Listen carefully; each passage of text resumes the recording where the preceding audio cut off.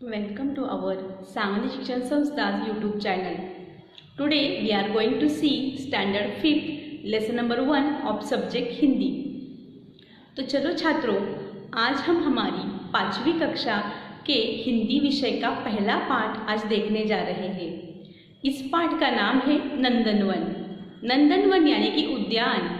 आप सब लोगों को पता है उद्यान क्या होता है। उद्यान ये नाम हम जब सुनते हैं तो हमारे आंखों के सामने बहुत सारे पेड़ पौधे पशु पक्षी आते हैं। बच्चों, इस पाठ में हमें एक चित्र दिखाई दे रहा है। हमें इस चित्र का वर्णन यहाँ पे करना है। जैसे अन्य विषयों में हम चित्र का वर्णन करते हैं, जैसे अंग्रेजी में, मराठी में हम लोग चित्र का वर्णन करते हैं। चित्र में कौन कौन से प्राणी हैं, चित्र की परिस्थिति कैसी है, चित्र में कौन सी क्रियाएं हो रही है, चित्र का वातावरण कैसा है, इस सभी बातों का वर्णन हमें चित्र वर्णन में करना होता है। तो चलो बच्चों, आज हम हमारे पहले पाठ को शुरुआत करते हैं। यहाँ पे जो चित्र दिखाया गया है उसका वर्णन हमें यहाँ पे करना है। इस चित्र में हमें विविध प्रकार के पशु पक्षी दिखाई दे रहे हैं। वे सभी हमको एक महत्वपूर्ण संदेश दे रहे हैं। जैसे चित्र में कुछ संदेश भी है जो हमारे लिए महत्वपूर्ण है। जैसे चित्र के ऊपर आप लोग देख रहे हो तो यहाँ पे एक संदेश है, पौधे लगाओ पेड़ बचाओ। पौधे लगाओ पेड़ बचाओ यह सिर्फ एक नारा नहीं, बल्कि हम सब की जिम्मेदारी है कि पेड़ पौधों को हमें लगाना चाहिए और उनको बचाना चाहिए। आप सब लोगों को पता है पेड़ पौधे हमें शीतल छाया, फल फूल, लकड़ी, शुद्ध हवा इत्यादि देते हैं और घने जंगलों से वर्षा होती है। घने जंगलों में बहुत सारे पशु पक्षी रहते हैं, वे अपना घर वहाँ बनाते हैं। आप सब लोगों को पता है कि पशु पक्षियों को घने जंगल बहुत अच्छे लगते हैं और पेड़ पौधे कार्बन डाइऑक्साइड वायु ग्रहण करते हैं और ऑक्सीजन वायु छोड़ते हैं। ऑक्सीजन हमारे लिए बहुत महत्वपूर्ण वायु है। ऑक्सीजन के बिना हम लोग जीवित नहीं रह सकते। आप सब लोगों को इस कोरोना वायरस की फैलाव की परिस्थिति में ऑक्सीजन का महत्व पता चला है, तो इसीलिए हमको बहुत पेड़ पौधे लगाने चाहिए और उनको हमेशा बचाना चाहिए। तो ये महत्वपूर्ण सीख हमें ये पाठ से मिल रही है।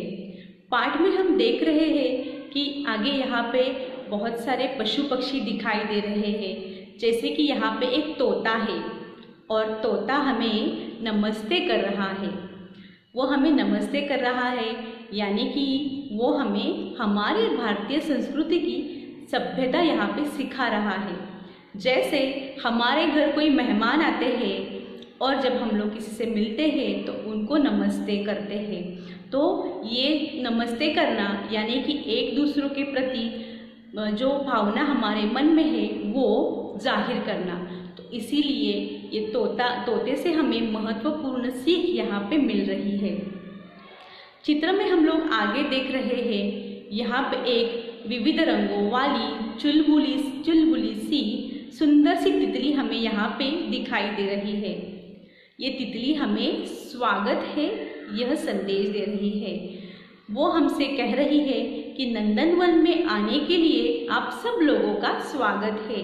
जैसे हमारे घर कोई मेहमान आते हैं तो हम उनका स्वागत करते हैं, तो वैसे ही ये तितली हमसे कह रही है कि हमेशा आप लोग अपने मेहमानों का आपके घर जो आते हैं और आप जो किसी से मिलते हैं तो उनका हमेशा मुस्कुरा के स्वागत करो। ये महत्वपूर्ण सीख हमें ये तितली से यहाँ पे मिल रही है।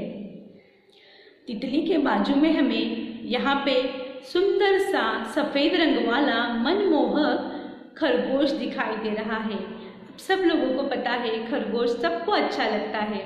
वो हमारे कभी हाथ नहीं आता, लेकिन हमको उसको पकड़ने की इच्छा होती है। खरगोश हमें कह रहा है नाचो गाओ। आप सब लोगों को पता है वो हमेशा जैसे नाचते ही रहता है, यहाँ से वहाँ, वहाँ से वहाँ जाता है और ऐसे लगता है कि वो हमेशा नाच ही रहा है। वो हमसे कह रहा है कि हमेशा आनंद में रहो, हमेशा खुशी में रहो, तो फिर आप सब लोग हमेशा नाचते गाते रहोगे। तो वो हमें कह रहा है कि परिस्थिति कौन सी भी हो, उस परिस्थिति में अपना आनंद ढूंढो और हमेशा नाचते गाते रहो। ये महत्वपूर्ण संदेश हमें ये खरगोश से यहाँ पे मिल रहा है।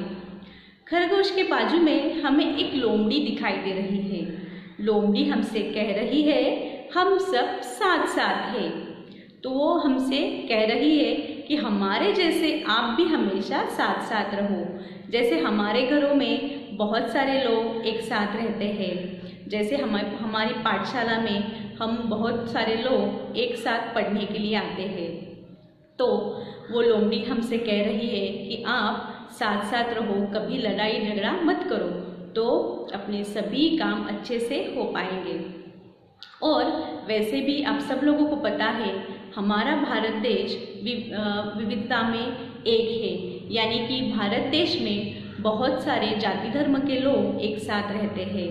तो अगर हम लोग सब साथ साथ रहेंगे तो हमारे देश की प्रगति होगी और उन्नति होगी। तो इसीलिए ये संदेश हमारे लिए बहुत महत्वपूर्ण है कि हमेशा हमें साथ साथ रहना चाहिए। और इस चित्र में हमें लोमड़ी के ऊपर हमारा चहेता प्राणी यहाँ पे दिख रहा है। हमारा चहेता प्राणी कौन सा है? हमारे हाथी दादा। हाथी दादा हमसे क्या कह रहे हैं? कतार में चलो, कतार में चलो, यानी कि नियमों का पालन करो, हमेशा नियमों का पालन करो। अपने रोज के जीवन में हम जब कहाँ जाते हैं तो हमेशा कतार में ही चलना चाहिए, क्योंकि जब कतार में चलते हैं तो वहाँ पे भीड़ नहीं होती और सभी काम अच्छे से हो पाते हैं। तो ये सीख हमें ये हाथी दादा यहाँ पे दे रहे हैं। अब सब लोगों को पता है हमारे विद्यार्थी जीवन में भी नियमों का पालन करना कितना ज़रूरी होता है। हम लोग नियमों का पालन करते हैं तो हमारे जीवन में नियमितता आती है, और अगर हमारे जीवन में नियमितता आती है तो हमारे सभी काम अच्छे से हो पाते हैं, हमारा जीवन सफल हो जाता है और सुलभ हो जाता है। तो इसीलिए हमें हमेशा नियमों का पालन करना चाहिए। चित्र में हमें अगले पृष्ठ पर दूसरा एक सुंदर सा चित्र यहाँ पे दिखाई दे रहा है। उस चित्र में हमें बहुत सारे पेड़ पौधे, छोटे छोटे पहाड़, एक झरना और विविध प्रकार के पशु पक्षी वहाँ पे दिखाई दे रहे हैं। उस चित्र का वातावरण बहुत प्रसन्न है। चित्र में ऊपर की तरफ हमें एक महत्वपूर्ण संदेश मिल रहा है, हरियाली में खुशहाली। आप सब लोगों को पता है हरियाली यानी कि पेड़ पौधों की समृद्धि, और पेड़ पौधों की समृद्धि यानी ज़्यादा से ज़्यादा पेड़ पौधे। तो जब हम लोग ज़्यादा से ज़्यादा पेड़ पौधे लगाते हैं तो हरियाली होती है, और हरियाली हर प्राणी को अच्छी लगती है। जैसे मनुष्य जीवों को भी हरियाली बहुत अच्छी लगती है। हरियाली से हमारा जीवन खुशहाल हो जाता है, सभी लोग खुश रह पाते हैं, प्राणियों को अपना घर मिलता है, प्राणियों को भी खाना मिलता है। वैसे ही हम लोग भी हरियाली पे ही निर्भर है, तो हरियाली से हमें भी अपना खाना मिलता है। तो इसीलिए हरियाली हर एक के जीवन में खुशहाली लाती है। तो इस चित्र में हमें आगे कुछ अन्य पशु पक्षी दिख रहे हैं। जैसे यहाँ पे शायद से एक तोता है या तोते जैसा ही दिखने वाला अन्य कोई पंछी है, वो हमसे कह रहा है प्रणाम।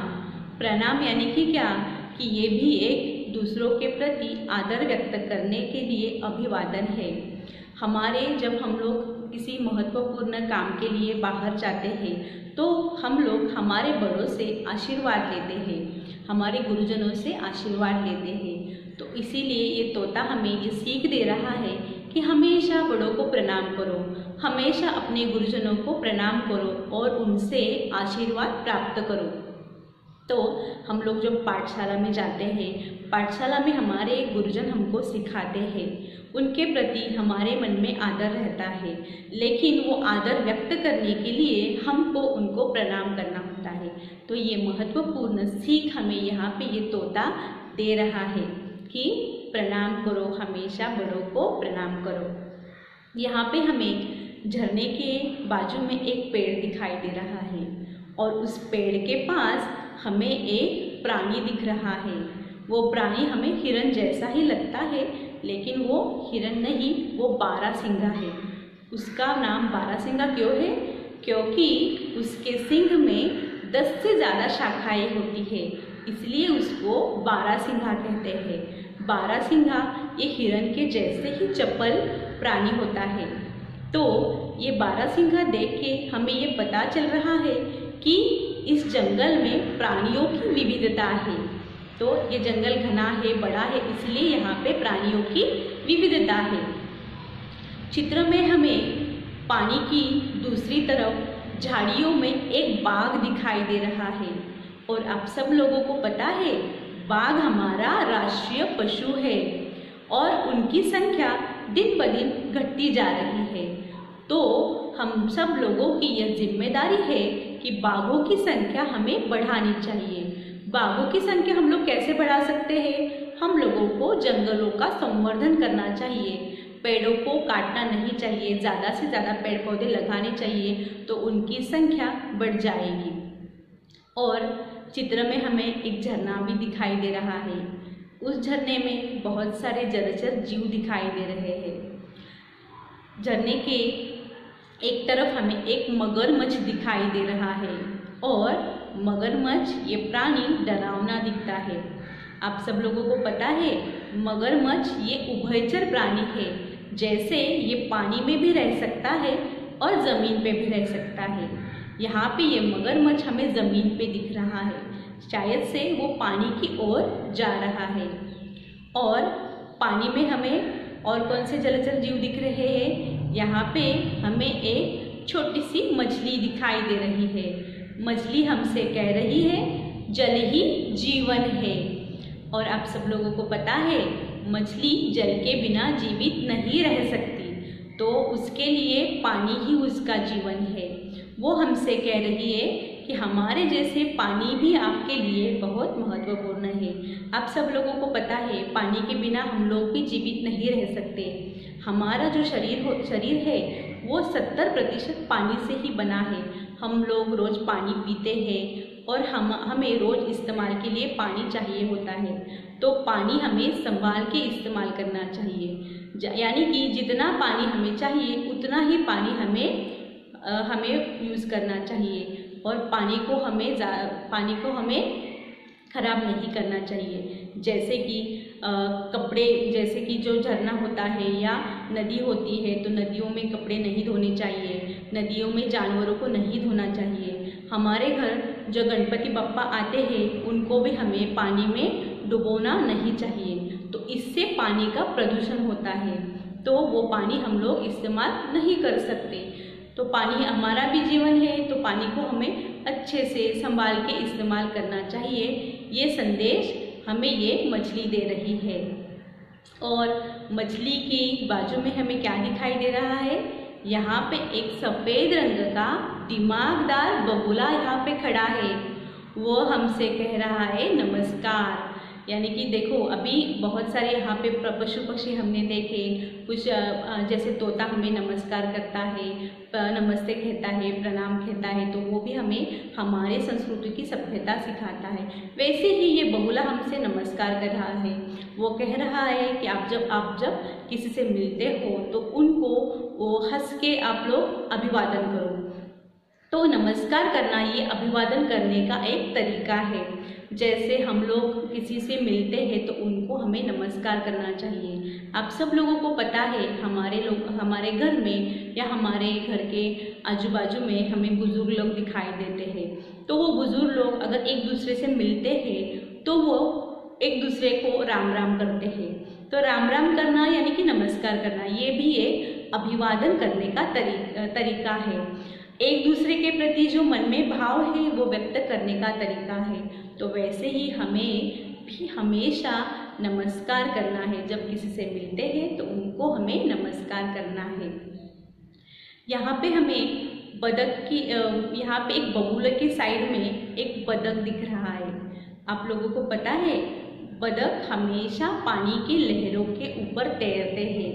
यहाँ पे भी हमें ये चित्र में लहरों के ऊपर वो बतख तैरता दिखाई दे रहा है। आप सब लोगों को पता है कि लहरों से पानी हिलता है, लेकिन वो बतख कभी भी नहीं हिलता।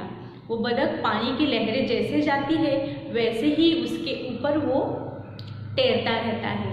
तो इससे हमें क्या सीख मिलती है कि अगर बाहर कैसे भी परिस्थिति हो, लेकिन अगर हमारे अंदर शांति है तो हम लोग बाहर में भी शांति बनाए रख सकते हैं। जैसे आप सब लोगों को पता है कि आंतरिक शांति का कितना महत्व है। जब हम लोग अंदर से शांत रहते हैं तो हमारे काम सभी अच्छे से रह पाते हैं। परिस्थिति कौन सी भी हो, हम पर उसका असर नहीं पड़ता। आप सब लोगों को पता है कि हमारे रोज़ के जीवन में हम सब लोगों को कठिनाइयों का सामना करना पड़ता है, लेकिन अगर हमारे पास आंतरिक शांति है तो हमारे सभी काम अच्छे से हो पाते हैं और हम लोग दूसरों से भी अच्छे से बर्ताव करते हैं। तो इसीलिए हमारी आंतरिक शांति हमें बनाए रखनी है। ये महत्वपूर्ण संदेश हमें ये बतख से मिल रहा है। देखो बच्चों, यहाँ पे हमें बतख के बाजू में दो मेंढक दो मेंढक यहाँ पे दिखाई दे रहे हैं। तो वो मेंढक हमसे क्या कह रहे हैं? आओ खेलो।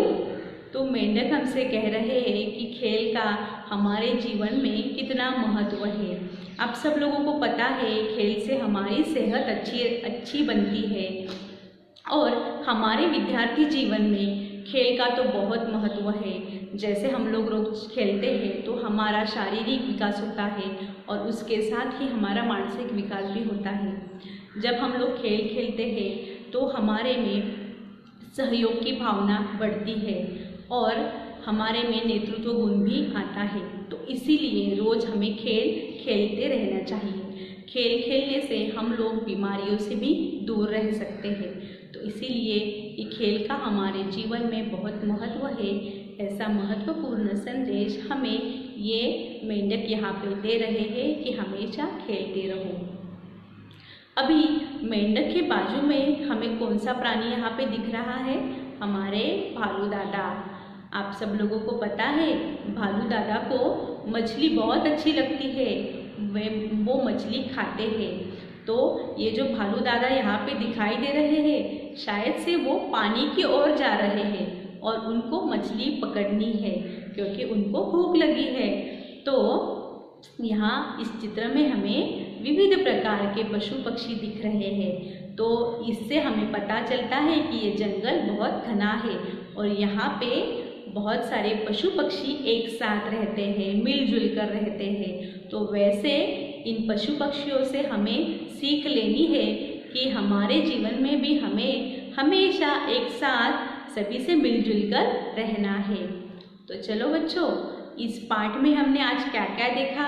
हमने तोता देखा, लोमड़ी देखी, तितली देखी, खरगोश देखा, यहाँ पे हाथी दादा देखे, बाघ देखा, बगुला देखा, यहाँ पे मछली देखी, बारहसिंघा भी है यहाँ पे एक मगरमच्छ है।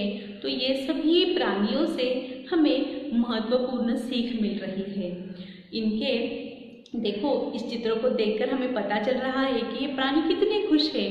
तो वैसे ही इन प्राणियों की तरह हमें भी हमारे जीवन में हमेशा खुश रहना है।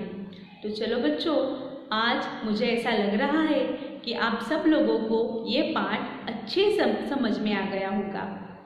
और आप सब लोगों को पता है हमारी सांगली शिक्षण संस्था ने हमारे लिए एक YouTube चैनल तैयार किया है। तो YouTube चैनल को आप लोग सब्सक्राइब करो और बेल आइकॉन का बटन दबाओ, तो अगले पार्ट का नोटिफिकेशन आपको अपने मोबाइल पर मिल जाएगा। Thank you.